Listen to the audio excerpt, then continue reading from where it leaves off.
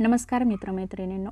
50 ते 60 वयोगटातील व्यक्तींनी माणसं करणं म्हणजे समाजात, कुटुंबात आणि मित्रांमध्ये चांगले संबंध ठेवणं, आपुलकीनं वागणं आणि सामाजिक बांधिलकी जपणं खूप महत्त्वाचं आहे.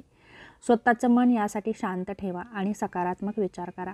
या वयात आपण अनेक गोष्टी अनुभवलेल्या असतात, त्यामुळे अहंकार, ताठरता किंवा मी अनुभवी आहे अशी भावना जास्त असते. तेव्हा ती भावना बाजूला ठेवून इतरांचं मत ऐकणं, त्यांना आदर देणं हेही तुमच्याकडून गेलं पाहिजे. स्वतःला सतत सुधारण्याची तयारीही ठेवली पाहिजे. तुम्ही आनंदी राहण्यासाठी खालील गोष्टी नक्कीच करू शकता. त्यातली पहिली गोष्ट म्हणजे संपर्क वाढवा. लोकांशी संपर्क वाढवा, त्यामुळे तुम्ही एकटे पडणार नाही. या वयात मुले मोठी होऊन दूर जातात, नोकरीतील नातेसंबंध मागे राहतात. तरीही जुने मित्र, नातेवाईक, शेजारी यांच्याशी सतत संवाद ठेवा. आठवड्यातून एक दिवस एखाद्या जुन्या मित्राला कॉल करा, त्यांना भेट द्या. दुसरं महत्त्वाचं म्हणजे चांगलं ऐका. प्रत्येकाची बाजू समजून घ्या आणि प्रत्येकाला बोलू द्या. तुमचंही मत मांडा आणि त्यांचंही समजून घ्या. माणसं करणं म्हणजे फक्त आपलं मत मांडणं नव्हे, तर ऐकणं ही एक कला आहे आणि तीही अवगत करा. दुसरं महत्त्वाचं म्हणजे मुलं, सुना, नातवंड, शेजारी यांचं बोलणं ऐका. त्यांना काय वाटतंय हेही समजून घ्या. त्यांच्याशी आदराने वागा, मग ते लहान असोत किंवा मोठे असोत. प्रत्येकाला माणूस म्हणून आदर द्या. त्यांच्या भूमिकेला मान द्या. घरकाम करणाऱ्या व्यक्तीपासून ते वॉचमनपर्यंत सगळ्यांशी प्रेमाने बोला. मतभेद स्वीकारा, पण मनभेद होऊ देऊ नका. घरात वादविवाद होत असतील तर शांत राहून चर्चेने मार्ग काढा. चुकीचे वाटले तरी लगेच प्रतिक्रिया देऊ नका. विचारपूर्वक बोला. क्षमा करा. राग धरून माणसं तुटतात. आजी आजोबा होणं म्हणजे फक्त प्रेम देणं असं नाही, तर नातवंडाशी मैत्री करा. त्यांच्याशी आधुनिक गोष्टी शिकण्याची तयारी ठेवा. त्यांच्याशी खेळा, गोष्टी सांगा, त्यांना वेळ द्या. त्याचप्रमाणे एकत्र जेवण करा. यामुळे मनं जुळतात. जेवणाच्या वेळी सगळ्यांनी एकत्र बसून खाणं हा माणसं जोडणारा महत्त्वाचा क्षण असतो. शक्य असल्यास रविवारचं जेवण एकत्र करा. सामाजिक उपक्रमामध्ये भाग घ्या. स्थानिक संस्था, वृद्ध मंडळ, मंदिरातील कार्यक्रम, सेवा कार्य यामध्ये नक्कीच सहभागी व्हा. तुम्ही तुमचा अनुभव समाजासाठी द्याल तर नवीन नाते तयार होतील. सामायिक आठवणी शेअर करा, पण थोपटून नका.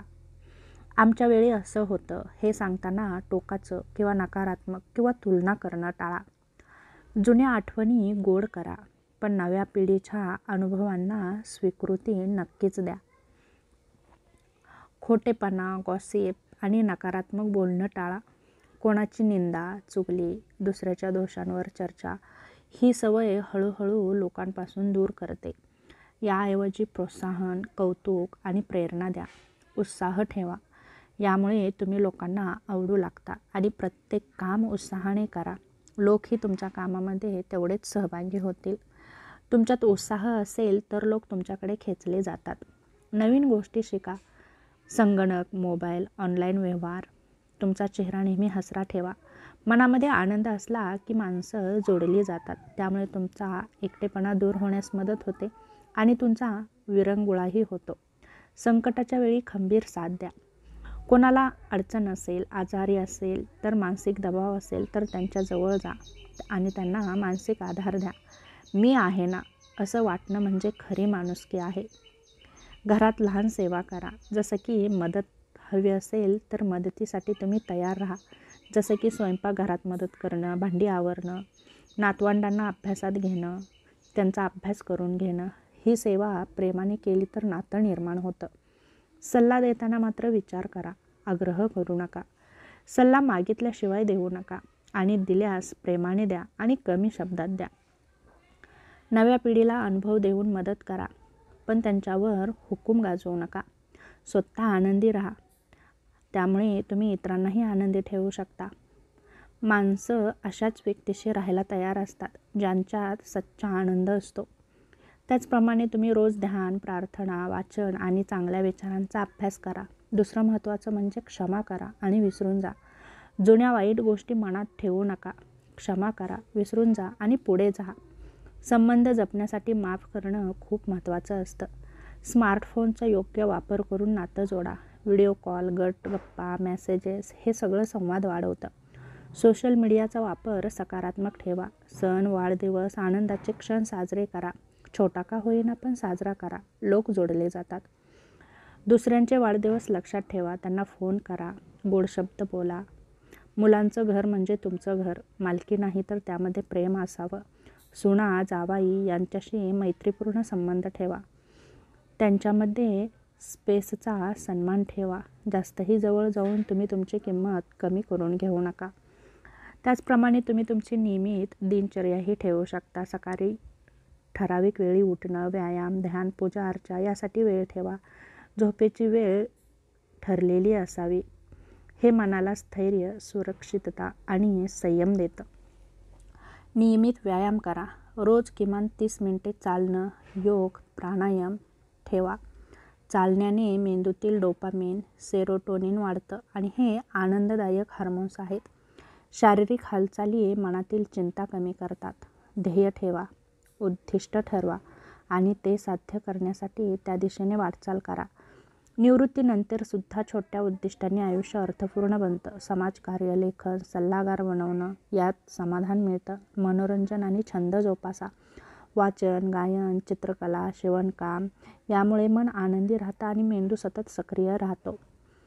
त्याचप्रमाणे रोज 10 ते 15 मिनटं ध्यान करा, व्यायाम करा, योगासने करा, जप करा, प्रार्थना करा. यामुळे आत्मिक बळ मिळतं.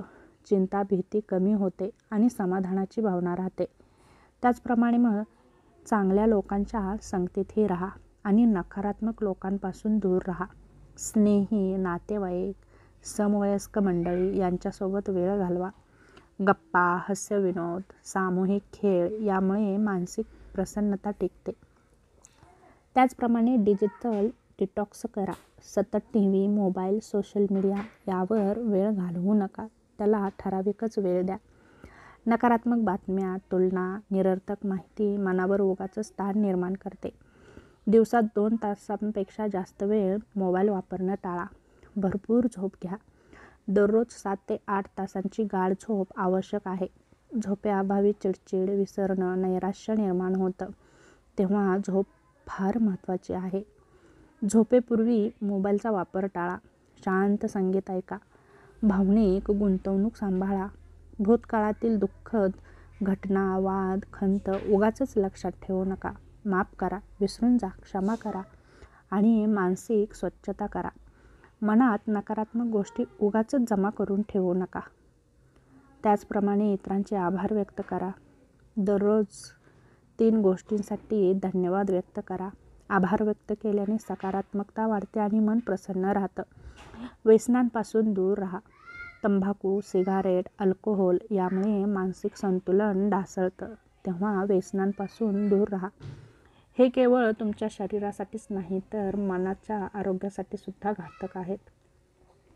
वय जरी झालं असलं तरी नवीन गोष्टी शिका. नवीन कौशल्य, भाषा, संगीत, संगणक यांचा वापर करायला शिका. यामुळे मेंदूचा व्यायाम होतो आणि आत्मविश्वास वाढतो. कृतज्ञता आणि आत्मचिंतनासाठी वेळ ठेवा. आपल्या यशस्वी आयुष्याचा परामर्श घ्या. आत्मनिरीक्षण करा. आज काय चांगलं केलं, कशासाठी कृतज्ञ आहे याचा विचार करा. आत्मस्वीकृती वाढते आणि मानसिक बळ मिळतं. त्याचप्रमाणे समाजसेवाही नक्की करा. मंदिर, वृद्धाश्रम, महिला गट, शाळा येथे सेवा द्या. दुसऱ्यांच्या मदतीने समाधान आणि मनःशांती मिळते. मानसोपचार तज्ज्ञांची मदत घ्या. नैराश्य, तणाव, भीती, एकटेपणा खूप वाढला असेल तर मनोविकार तज्ज्ञांचा सल्ला घ्या. हे कमकुवतपणाचे लक्षण नाही तर हे एक सकारात्मक पाऊल आहे, हे मात्र लक्षात ठेवा. आपले विचार, भावना वेळोवेळी व्यक्त करा. मनात साठवून ठेवलं की तणाव वाढतो. प्रिय व्यक्तींशी बोला, लिहून ठेवा, संवाद साधा. चांगला आहार घ्या. यामध्ये ताजं घरचं अन्न आणि सत्वयुक्त आहार घ्या. त्याचप्रमाणे भरपूर पाणी प्या जेणेकरून तुमचं आरोग्य चांगलं राहील. त्याचप्रमाणे कमी साखर, कमी मीठ आणि कमी तेल खा. काही अन्न घटक जसे की ओमेगा 3, व्हिटॅमिन B12, मॅग्नेशियम हे मानसिक स्वास्थ्यासाठी फायदेशीर असतात. दुसरं महत्त्वाचं म्हणजे हसण्यावर भर द्या. रोज 10 मिनटं हसण्याचा प्रयत्न करा. त्यासाठी हास्ययोग, विनोदी चित्रपट, विनोदी गोष्टी मन हलकं करतात ते पहा. स्वतःचं आत्ममूल्य समजून घ्या. आपली कामगिरी ओळखा आणि अभिमान बाळगा. आपण पालक, कर्मचारी, पती पत्नी, समाजसेवक म्हणून जे काही चांगलं केलं आहे त्याचा अभिमान बाळगा. शेवटी महत्त्वाचं म्हणजे असं म्हणतात की मन प्रसन्न असेल तर शरीर तंदुरुस्त राहतं. म्हणून मन सांभाळा, आयुष्य सुंदर वाटेल. तेव्हा निवृत्तीच्या काळामध्ये यावर सांगितलेल्या सगळ्या गोष्टी तुम्ही अवलंब करण्याचा नक्की प्रयत्न करा, जेणेकरून तुमचं मानसिक आणि शारीरिक स्वास्थ्य चांगलं राहण्यास तुम्हाला नक्कीच मदत होईल.